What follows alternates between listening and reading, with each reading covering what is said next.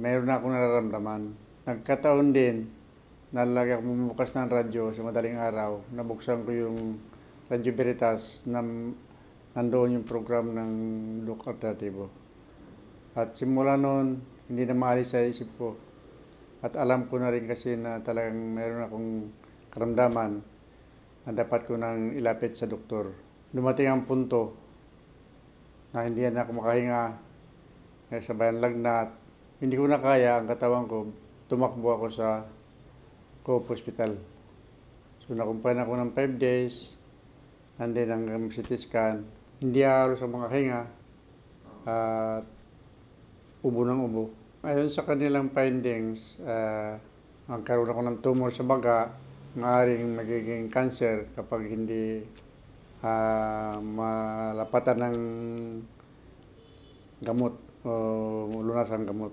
Kahit na halimbawa, operahin nila ako, i-chemotherapist nila ako, may talo na ang buhay ko. Sa tingin ko, sir, wala nang pag-asa. At talagang isip ko, hindi na ako magpapa-dialysis, hindi na ako magpapa-chemotherapist. Dati po, nang naninigarilyo ako, nag-iinom, yun lang ang bisyo ko.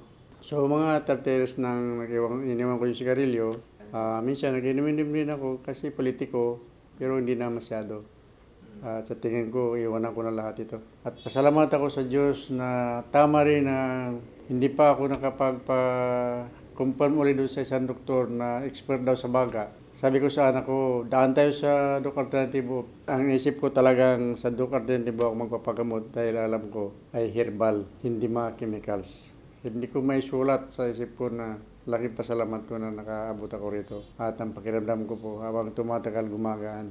At yung karamdaman ko po na yung ubo ko, medyo madalang na. Ngayon po, awa ng Diyos magaan na po yung aking katawan. Yung ubo ko po ay, kahit may konti akong ubo, hindi na katulad nung na halos hindi na maputol. Ngayon po, parang ubo lang na mild na lang. Saka, hindi na po ako nahihirapan maghinga.